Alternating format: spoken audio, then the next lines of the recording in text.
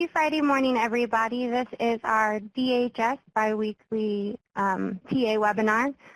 We don't have very much on our agenda today, so it should be a short webinar. Please make sure that you're checking in and answering all of our poll questions we have out there if you haven't already. While you guys are doing that, I'm going to get everything pulled up so we can start going through the dashboard and cover those priority areas. We just need to make sure customers are getting moved through.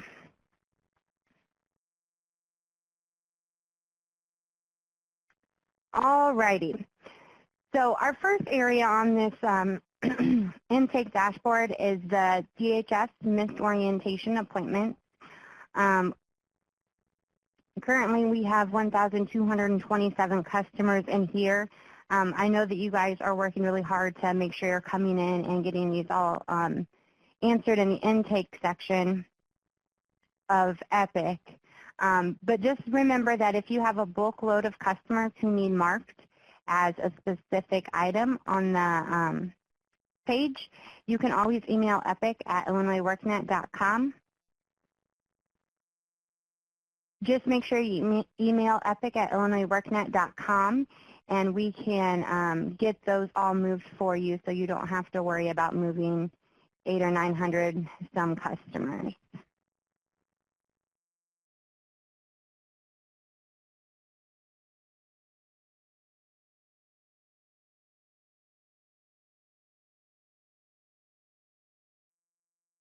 Alrighty, you guys should be able to see my dashboard now. So this is the misorientation, the 1,227 customers. It looks like the majority of customers in this area are in Region 5. So Region 5, if you do need us to move any of those for you, just let us know. The second row of the dashboard that we usually go over is customer profile information needs finished, but as you see, that's a 0, so a good job making sure we have all that cleaned up and taken care of. And the next row is ready for review by DHS caseworker. We have only 2 customers in there, and they could be scheduled to come back for a second appointment. Just make sure if they're not that we are getting them scheduled so they can come back in. And the next row that we have is the DHS needs to be scheduled for consent and misconsent, and those numbers are also 0 as well. So we don't have any action we need to take there. I'm really happy that we have all those numbers cleaned up. The dashboard is definitely looking very good this week. And then the final row is the not assigned needs to be assigned, but we have all of our customers assigned, so that is looking good as well. So we're going to go ahead and go on to the enrolled dashboard. There's just a few rows in there that we will cover.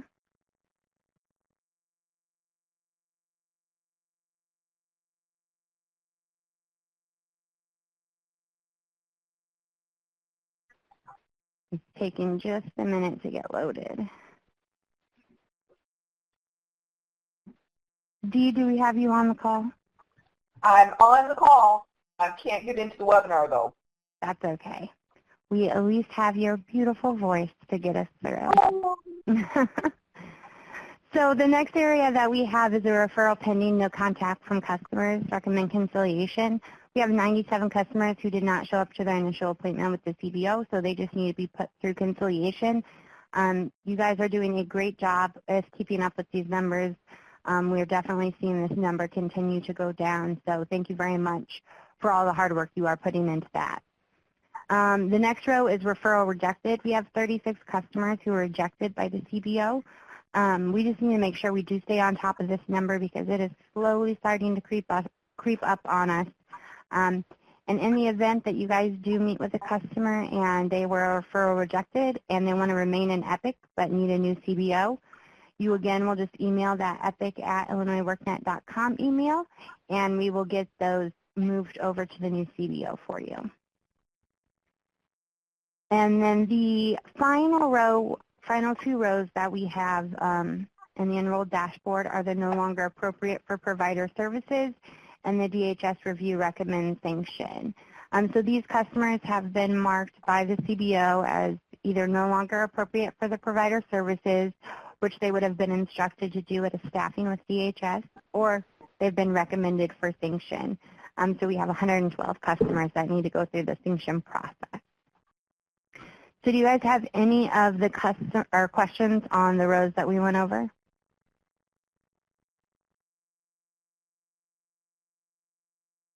All righty. So we're going to go ahead and talk about the intake projections and where we are at with all of that. So we are 90.6% of the way to our goal. Yes, we have 4,530 customers of 5,000 randomly assigned. Over the last little bit, we've kind of noticed that the scheduling of getting customers into orientation has kind of dropped off.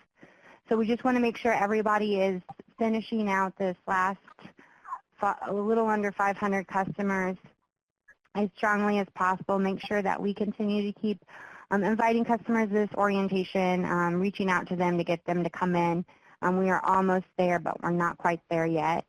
Region 1, you're at 80.8% of the way to your goal. Region 2, you have exceeded your goal, and you're at 150.6%. Good job. Region 3, you are 61.9% of the way to your goal. Region 4, you have also exceeded your goal at 109%. And Region 5 has also exceeded their goal with 134.8%. So great job, Regions 2, 4, and 5. You guys have met your goal, and you're continuing to go through and get customers put through orientation and invited and everything, and we really appreciate that. But just make sure that we are finishing out this project strong. We want to try to get as many customers as we can invited and as soon as possible. Do you have any comments on the intake projections? The only thing that I can say is I've met with, over the past few days, I've met with Homework Hangout in Decatur, and I met with Instituto, and both of them are begging for customers. So if you guys can please review all of the programs that are available with your customers that you're talking to make sure that you're giving them all of the options available that we can share the wealth. And as we close up programs, we're going to have to send customers to those other programs anyway. So I know that it's customer choice, but we need to try to make sure that we're sharing all of the program information with everyone. Alrighty, so we have a couple of updates that we want to go over with you guys. One of them we went over at our last webinar, but we just kind of wanted to bring it up again. So for our offices, I'm trying to pull up a customer here for us to look at, but I'm not finding any. So let me go back to this customer. So for the contacts that we have available on the progress page, we have included the local office as an option for the contact on there. So if a customer was assigned to a CBO via POD. 1-1 test is a good one to try. 1-1 test? Yeah.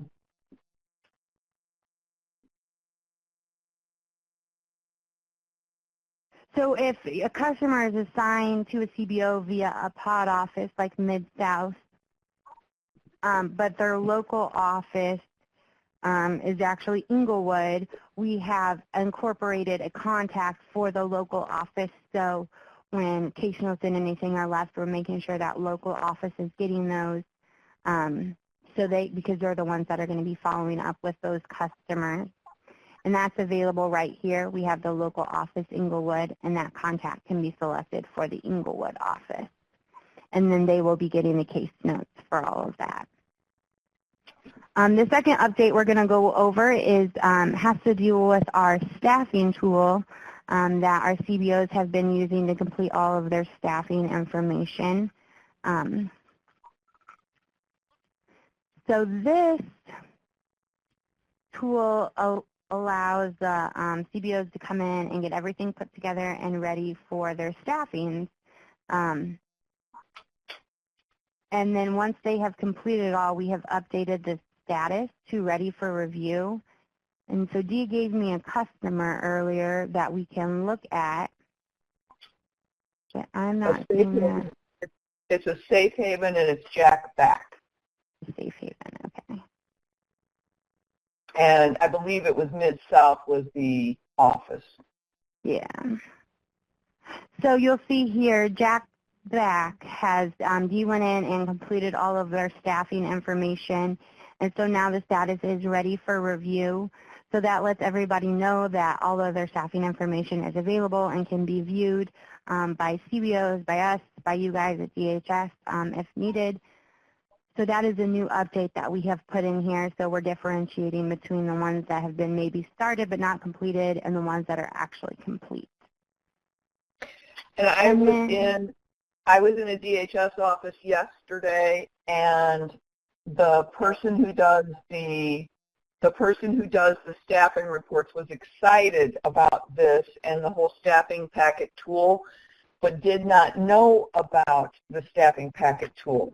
So if you are listening to this webinar and you don't do the staffings and someone else in your office does, please make sure that they are aware that we have provided training opportunities and have recordings available for the staffing tool so that they can review this information.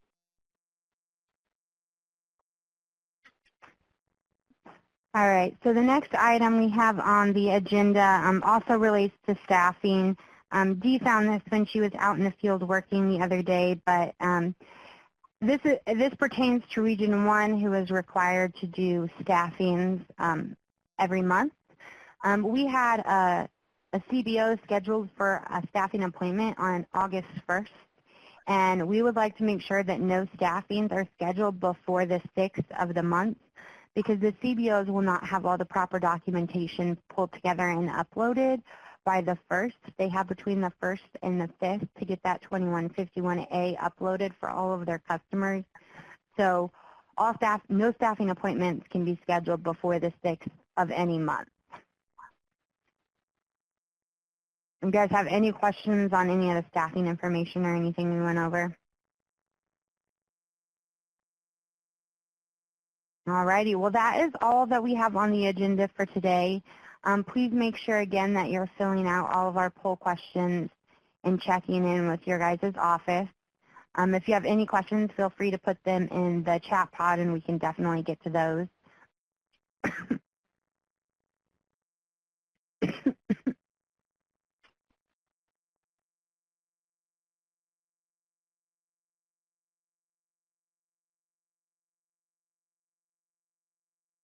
Is anybody typing, Olivia?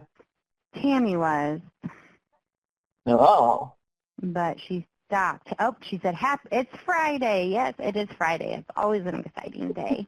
But it looks like nobody has any questions, so we're going to go ahead and keep this webinar short and sweet. If any questions do come up, always feel free to email the EPIC@ email that we have in the chat pod.